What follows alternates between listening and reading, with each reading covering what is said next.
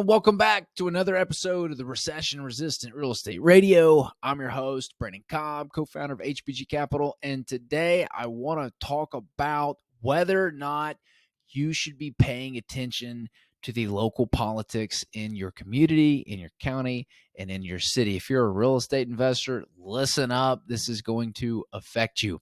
Before we jump into it, if you get value from these podcasts, please pause the button.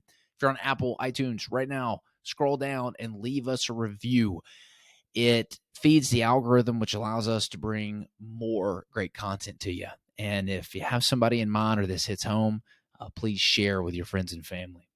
So I have seen local politics make or break people. And it's interesting because I used to not pay attention to it at all. I used to be somebody that literally I did not own a cable channel. I had a TV. Maybe from time to time I'd watch a movie or something like that, but I didn't watch any TV shows. I didn't watch any movies. I definitely didn't watch the news. And I think that was because I just grew up hearing my dad complain about all the negative stuff about politics and in the news. And I was like, I just don't want that in my life. So I grew up in this era where I did not listen to the news. I did not listen to politics because I associated politics with my dad's complaining. And I realized that I was wrong. I needed to be paying attention to that because it affects me in a really big way, even before I started my business with local taxes and property taxes affecting the values of your property. There's some significant advantages. And I want to just share with you today some of the big things that I've seen people not pay attention to in the past that has really, really hurt them. And I've seen some people who, if they had paid attention to it, known about it, they could have made a lot of money. And I don't want you to make the same mistakes. So the first is who is elected determines your inventory. So I don't think that the need for housing is ever going to go away. We're always going to need somewhere to live. And I have actually seen, small and mid-size builders, businesses crumble, get destroyed, or literally take a huge hit because they weren't invested in the success of a pro-development member, right? They're not going to the local hearings. They're not showing up for any of the local politics. And sometimes in these local communities, people get elected to the planning commissions that are not pro-development. And the whole hearsay is, hey, welcome to our community. And, once you get in, we want to slam the door shut. Nobody else is allowed in, right? It's our community now. Well, it's like, at some point in time, you moved there and people allowed you to go in. Why are you discriminating against other people coming to your community like you did? But I've seen people not pay attention to who gets elected, and it's severely hindered their businesses. And it can make a big difference to steer your sales teams to areas where the communities are going to support you versus shy away from the areas that are not. So I've seen some builders get crushed by this. The second is tax rate surprises.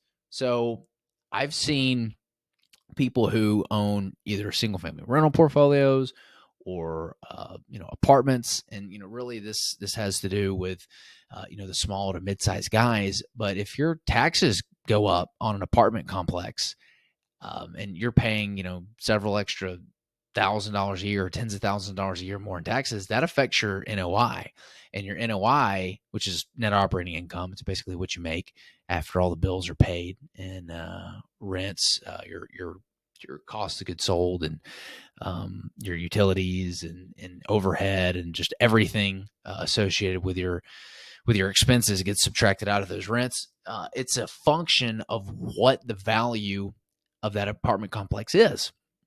So a tax rate increase can severely affect the value of your property. And so much so that I know in Davidson County, they did like a 30% property tax increase. I mean, it was crazy the amount that they increased property taxes to, and that hurt a lot of portfolios out there. And as a result of that, some of the property owners, they had to pass that cost along onto a tenant. So even if you're not a business owner, it affects you in a big way.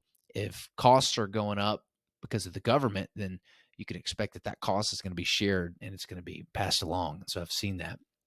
The third thing I saw that was really interesting was there was an area that the city rezoned to less density.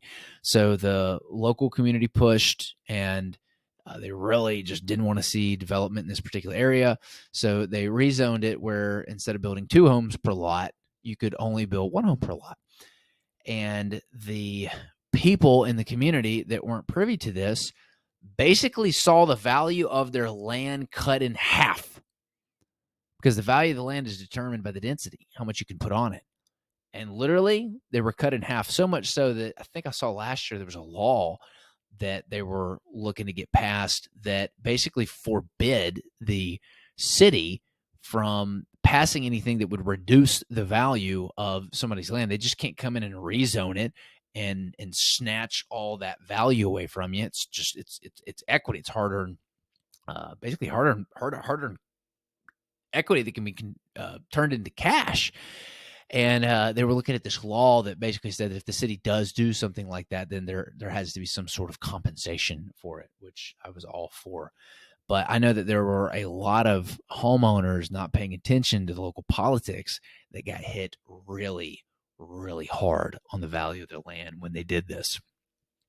The next is, I've seen, Nashville does a very good job as a city on the local level to incentivize businesses to move here. They understand that in order to grow, you need people, and to get people, you need jobs. They have to move here. So Nashville's done a really good job of giving, the larger corporations, whether you agree with it or not, tax breaks on certain local tax incentives.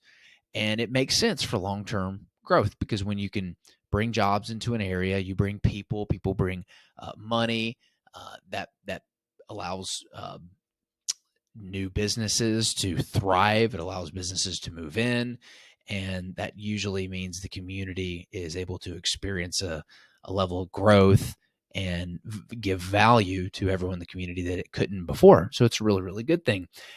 But people who don't pay attention to this can get hammered. If you are in an area where businesses are getting taxed like crazy and they're exiting in droves, like what happened in Detroit, Michigan, some years ago, like there was just a mass exodus out of Detroit. Businesses were moving out in droves.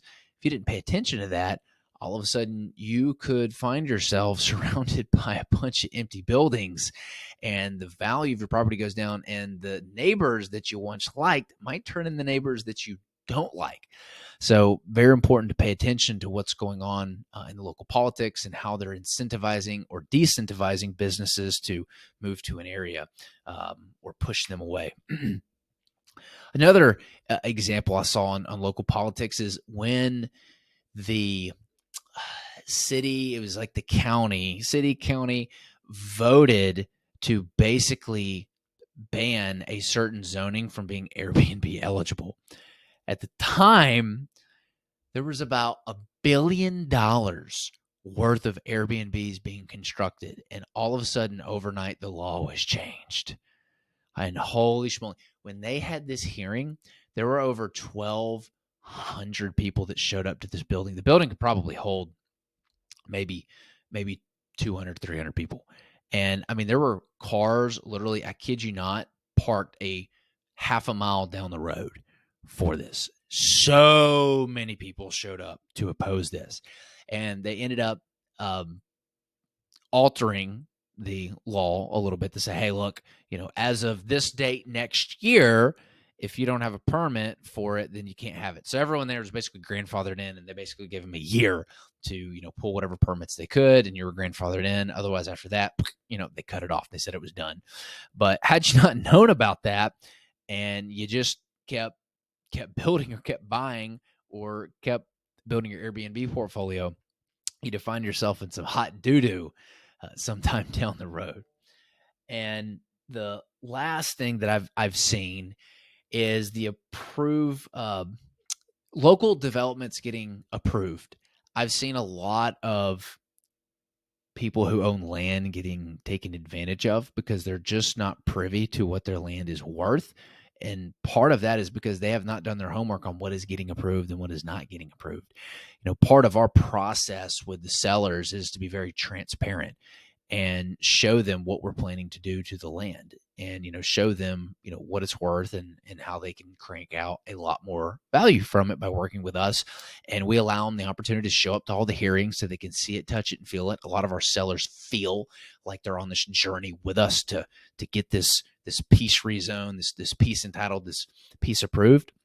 And if you're not paying attention to local politics, you could miss some pretty big developments that are moving to the area. They're going to increase the value of your land substantially. So pay attention to the local politics, folks. It could change your life.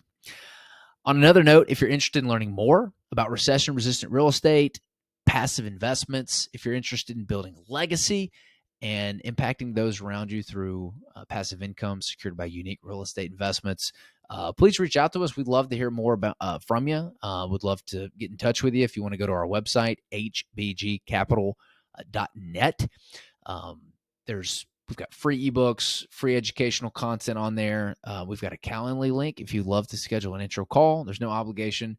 We look forward to getting to know you. And on that note, we'll see you next time.